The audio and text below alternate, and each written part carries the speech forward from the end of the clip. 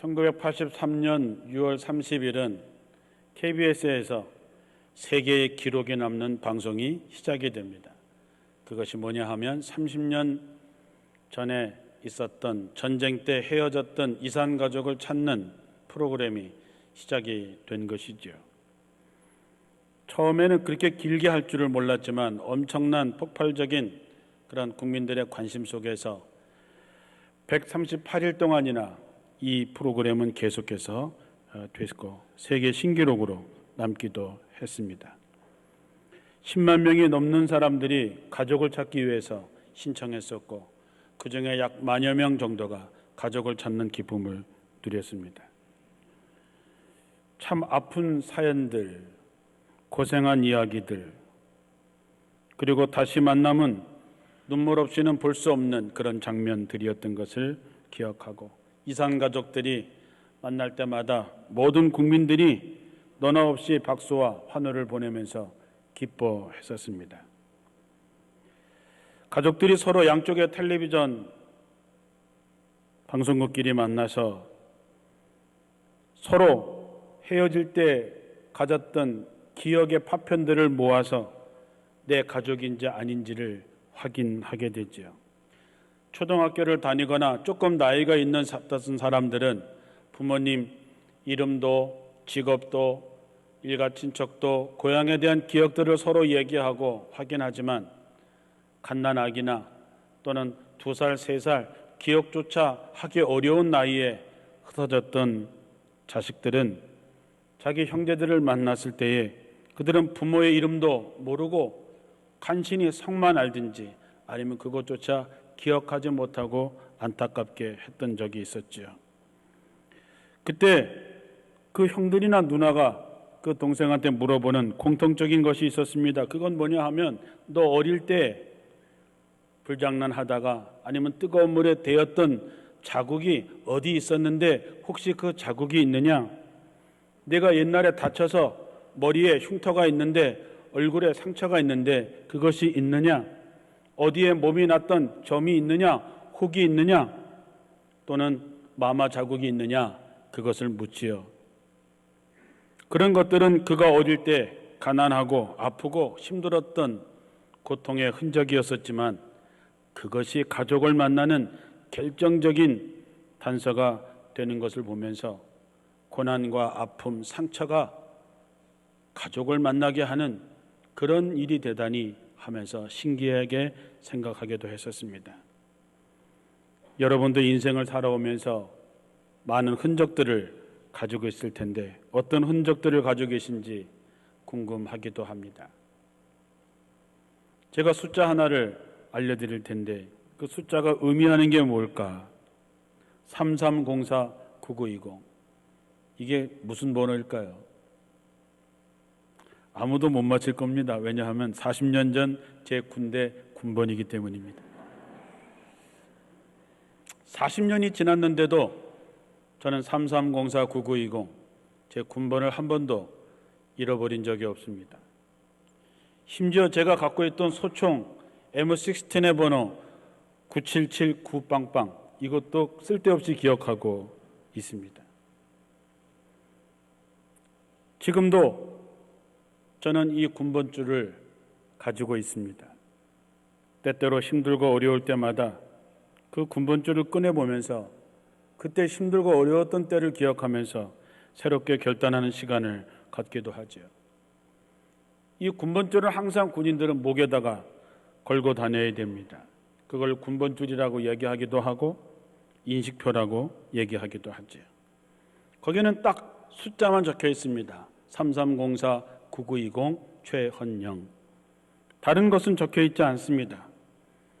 그런데 그것이 하나가 아니라 둘이 매달려 있습니다. 그 까닭은 전투 중에서 혹시 제가 사망을 하게 되면 내 동료들은 그 인식표를 뜯어서 하나는 제 입속에다가 물리고 하나는 가져갑니다.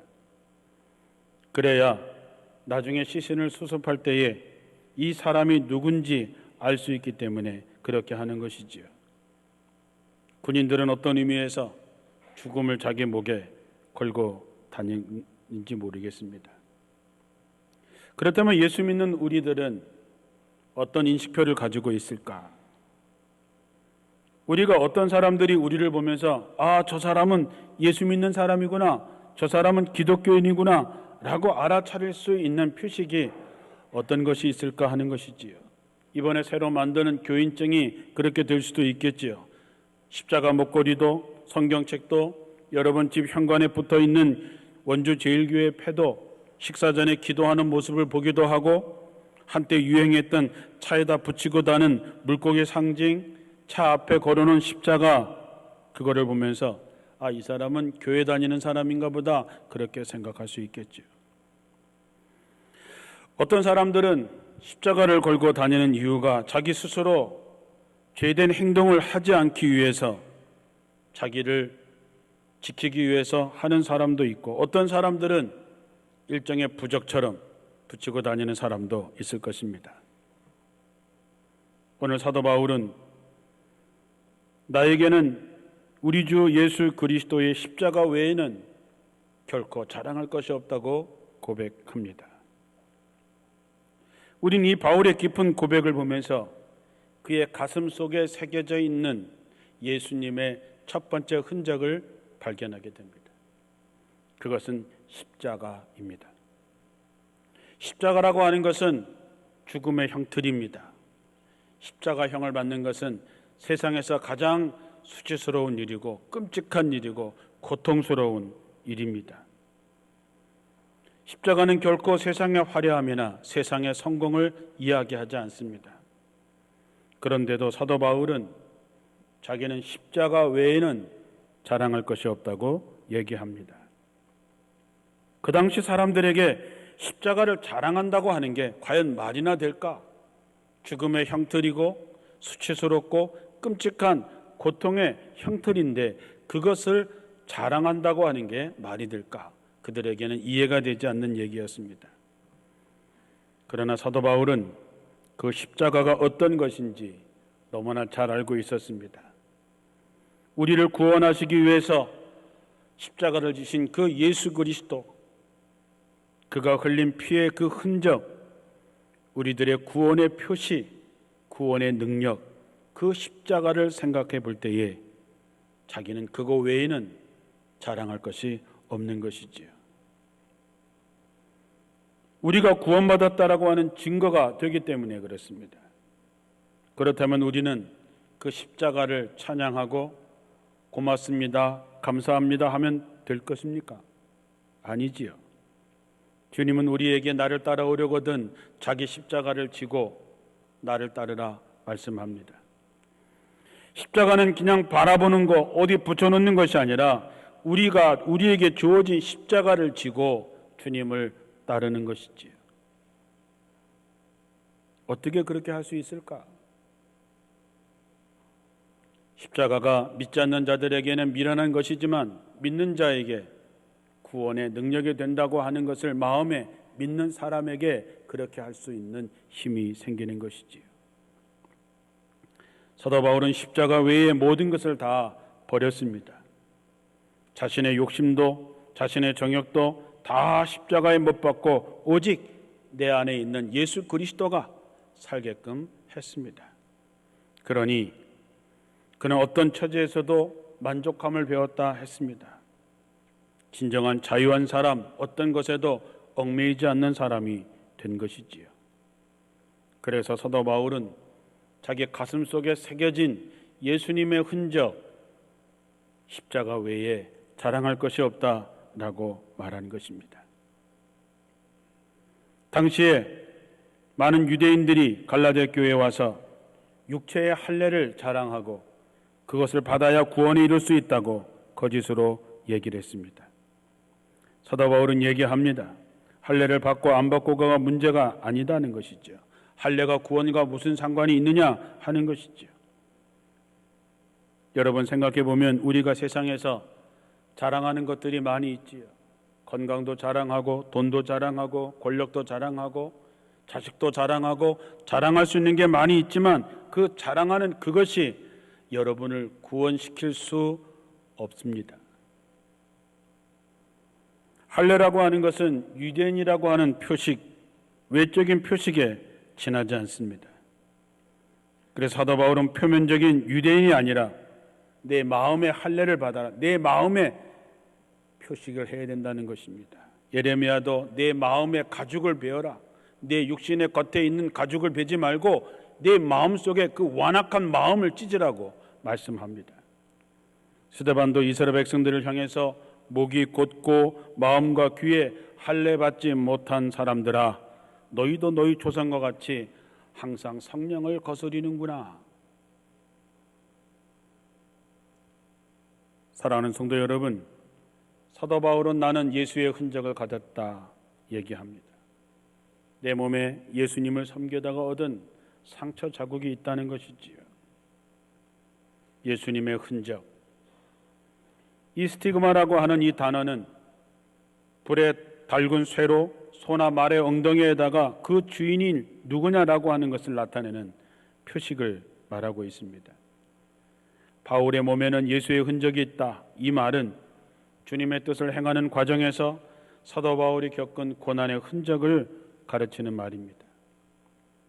매도 맞고 돌에 맞고 폭동에 휘달리고 옥에도 갇히고 굶주리고 잠도 못 자고 배척을 당하고 이루 헤아릴 수 없는 많은 고통과 어려움 속에 생겨진 그 흔적들, 사람들은 그 흔적을 보면서 사도 바울이 어떤 사람인지, 사도 바울이 전하는 복음이 어떤 것인지를 분명히 알았습니다. 그가 세상에서 성공하려고 그랬을까요? 그가 입신양명의 꿈을 꾸면서 그랬을까요? 그에게 있는 모든 관심은 단 하나, 영원한 생명을 얻는 것. 그것을 얻을 수 있는 방법은 내 안에 그리스도가 살아있는 십자가를 내가 지고 가는 것, 그리고 그것을 죽어가는 사람들에게 나누는 것이 그의 전부였습니다. 바울의 몸에 난 고난의 흔적들은 그가 누구에게 소속이 되어 있는지, 그가 무엇을 위해 사는 사람인지를 확연히 나타내주고 있습니다. 주님이 부활해서 나타났을 때에 그 자리에 도마가 없었습니다. 나중에 소식을 들은 도마는 믿을 수 없다라고 얘기하지요. 그때 예수님께서 도마에게 오셔서 내 손가락을 내밀어 내 손에 있는 이 못자국을 보고 내 손을 내밀어서 내 옆구리에 창에 맞은 자국에 넣어보라. 그리하고 믿음이 없는 자가 되지 말고 믿는 자가 되라고 말씀합니다. 도마는 예수님의 손바닥에 난 못자국, 옆구리에 나온 창자국을 보았을 것입니다. 그 상처가 어떤 것입니까? 죽어가는 우리를 살리기 위해서 대신 십자가 지신 고난의 흔적. 그 흔적 앞에서 도마의 마음이 녹아지고 주님은 나의 주시며 나의 하나님이십니다 라고 고백하게 되지요. 고향에 갈 때마다 어머니 얼굴에 주름을 보면서 마음의 감동을 합니다. 어머니의 흰머리를 보면서 괜히 마음이 짠해지지요. 굽어진 어머니의 등을 보면서 우리 마음이 아픕니다. 왜냐하면 그것은 나 때문에 생겨진 고생의 흔적임을 알기 때문입니다. 사랑하는 성도 여러분, 예수님은 우리에게 자신이 갖고 있는 상처를 보여주십니다. 내가 너를 위해서 모든 걸 주었지만 너는 나를 위해서 무엇을 하느냐라고 물으십니다. 우리에게 상처를 내보이시는 주님 앞에서 우리는 영광만 구하고 있지는 않는지, 하나님의 살아계심과 영원한 생명을 믿지 않는 사람들에게 우리는 어떤 모습을 보여줘야 되는지, 육신의 탐욕과 안목의 정욕과 세상 살림살이 자랑에 빠져있는 죽어가는 영혼들을 위해서 우리는 어떻게 해야 하는지, 더 나아가서 얼마 후에 우리가 하나님 앞에 섰을 때에 주님께 내보일 예수님의 흔적은 갖고 계신지, 정말 우리가 주님께 속한 존재임을 나타낼 만한 예수의 흔적을 갖고 있는지 우리 스스로에게 한번 질문을 던져 봐야 됩니다. 주님을 따르기 위해서 우리의 몸과 마음으로 받아들인 이 흔적들이야말로 부활의 날에 해같이 빛나게 될 것이기 때문입니다. 도마에게 보여주신 예수님의 손의 못자국과 옆구리의 창자국을 봅니다. 사도 바울 몸속에 있는 예수님의 흔적을 보게 됩니다. 그 흔적은 우리를 위한 상처, 우리를 향한 하나님의 사랑의 흔적들입니다. 여러분, 오늘 여러분 앞에 있는 제단의 십자가를 한번 자세히 바라보십시오.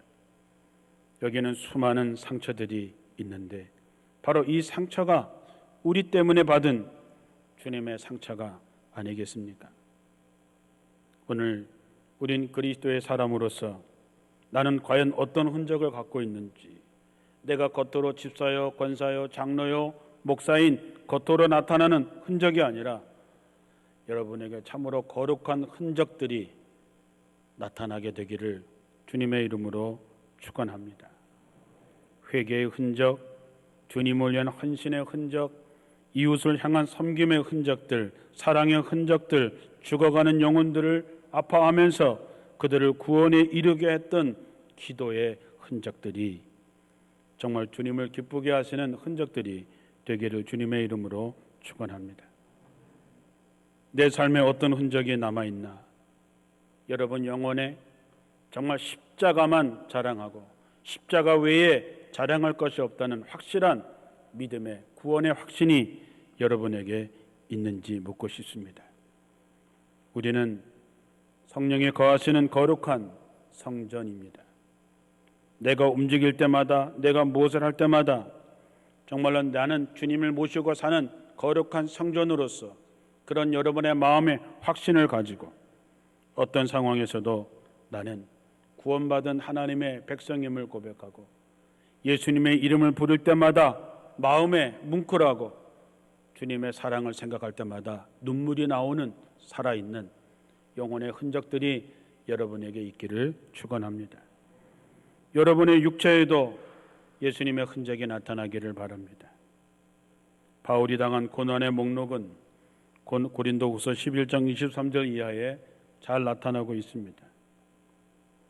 내가 수고를 넘치도록 하고 옥에 갇히기도 하고 매도 수없이 맞고 여러 번 죽을 뻔하였으니 유대인들에게 40에 하나 감한매를 5번이나 맞고 3번 태장으로 맞고 1번 돌로 맞고 3번 파선하는데 일주야를 기품에서 지냈으며 여러 번 여행에 강의 위험, 강도의 위험, 동족의 위험, 이방인의 위험, 시내의 위험, 광야의 위험, 바다의 위험, 거짓 형제 중에 위험을 당하고 또 수고하고 애쓰며 여러 번 자지 못하고 줄이며 목마르고 여러 번 굶고 춥고 헐벗었노라.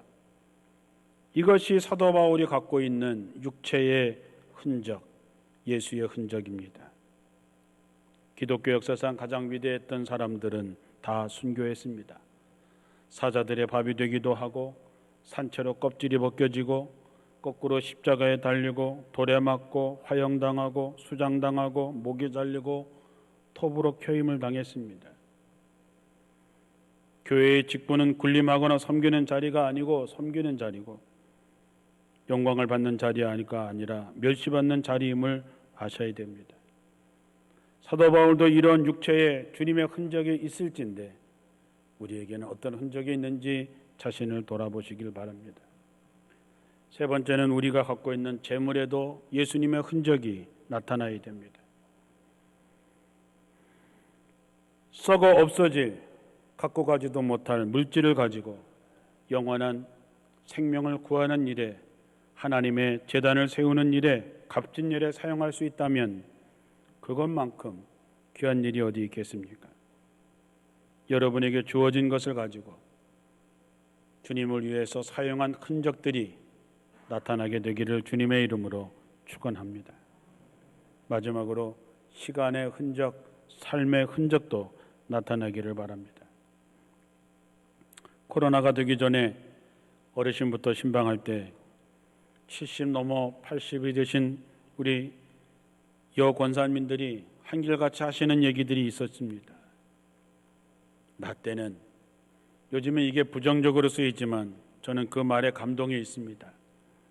그때 결혼식을 교회에서 한 달 내내 하면서 한 달 내내 교회에서 살았던 적이 있습니다. 우리 교회 음식이 최고였지요. 옆에 있는 이 양반이 그래도 내 교회가 살아도 아무 얘기 안 해서 내가 마음대로 놓고 가서 할 수 있었지요. 그때 감자떡을 만들어서 우리가 뭘 했지요. 그런 얘기들, 그거는 그분들의 삶에 나타나는 시간 속에 있는 예수님의 흔적들이죠. 그런 이야기들을 볼 때마다 마음에 감동이 되고 내 마음도 이렇게 감동이 되는데 하나님께서 얼마나 그들의 삶에 예수의 흔적들을 기뻐하실까 하는 생각이 듭니다. 사랑하는 성도 여러분, 성경은 물질보다도 시간의 요구가 더 많다는 것을 여러분 아셔야 됩니다. 십계명에는 11조에 관한 계명이 없지만 안식일에 관한 계명은 있습니다. 물질의 기준은 11조이지만 시간은 7분의 1을 요구하고 있습니다. 바쁘다는 핑계로 예배 시간, 기도 시간, 헌신의 시간을 우리는 놓쳐서는 안 됩니다. 시간을 정해놓고 내게 주어진 시간, 내가 일할 수 있는 시간에 그 시간을 주님을 위해서 헌신하면서 우리의 삶의 시간 속에 주님의 흔적이 나타나야 되는 것이지요. 훗날 주님께서 여러분을 만나시면 이렇게 물으실 것입니다. 거기는 있었는가? 그때에 내가 목말라 할 때에, 내가 배고파 할 때에, 내가 헐벗었을 때에, 내가 갇혔을 때에 너는 어디서 무엇을 하고 있었는가? 우리 모두 가슴에 손을 얹고 조용히 자기 자신을 돌아보면서 나는 내 영혼에, 내 육신에, 내 물질에, 내 시간에 어떤 흔적을 남기며 살아가고 있는지 물어보시기 바랍니다. 바라기는 여러분의 모든 삶의 영역에 사도 바울처럼 오직 십자가만 자랑하고 예수의 흔적을 갖고 살아가는 여러분들이 되시기를 주님의 이름으로 간절히 축원합니다.